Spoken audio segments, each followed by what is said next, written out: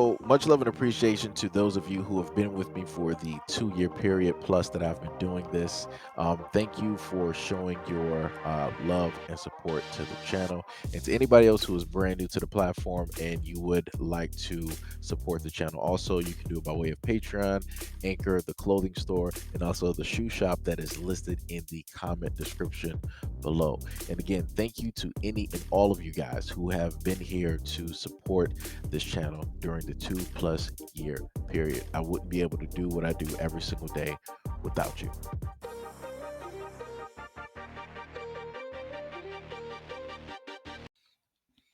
All right, so this is going back to something that I've stated before, and I stated this in general when it came to the Black community, that behaviors that take place will, in a sense, come down upon the greater majority that resides in the Black community. It don't matter if you're college educated, don't matter if you got a white picket fence, don't matter if you're dating or married to whoever and your children look this type of way, and you speak this type of way, and you walk this type of way, and dress this type of way.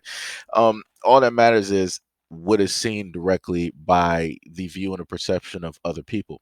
And as soon as people capture that moment, they will then use that as a mask to basically fit that directly onto the greater majority that is not represented here. So again, I stand by the words that I state directly on this platform when I state that regardless of you feeling as though that you are an individual, you will be viewed, right, and deemed the same as the individuals that, do a lot of these things that are on videos.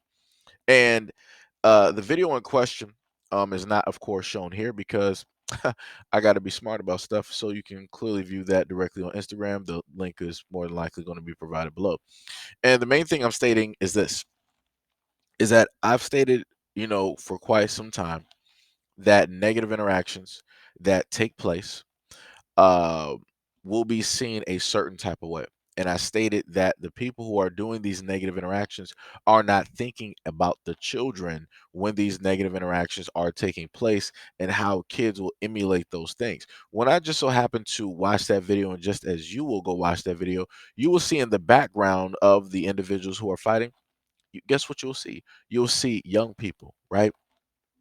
And those young people, they're laughing, they're snickering, right? They're indoctrinated, they're desensitized. They think that this is normal. There's no shock and awe directly to this. There's no type of concern because this is normalized behavior. And that's the main thing that I try to tell people. A lot of these behaviors, why they're able to continue and to keep happening, is because these behaviors are normalized. When you're at a point in time where people are just ready to pull out a phone, it's not a shock and awe. It's not a, oh, let me do something. It's not a, oh, let's intervene. It's not none of that. That lets you know that it's beyond being able to be fixed. You're going to have to literally breed a whole brand new generation in order to get rid of that type of mentality. And even then, you're still going to have some of that mentality that is still going to be there because that older generation is still going to have somewhat of an influence on the younger ones coming up, no matter how it is that you decide to teach them and tell them how it is that they need to walk and, push themselves and represent their lives themselves, in life. And like I said before, when I saw a young woman there and she was watching and all she was doing was snickering and laughing, I'm like, it's everything is done. Everything is done. She's laughing and snickering because more than likely she's seen this too many times. It's a normalcy and it's a problem. That's the main thing I keep highlighting. So, like I said before, as I've stated in the live stream, I'm not taking back anything that I've basically stated. If people view this video and many others that I'm going to do as SEIJIHITO has some type of hate or whatever it is towards black women, then so be it. Then just so be it. I will be whatever you need me to be so that you can sleep at night. It is what it is. Because this is the clear-cut difference.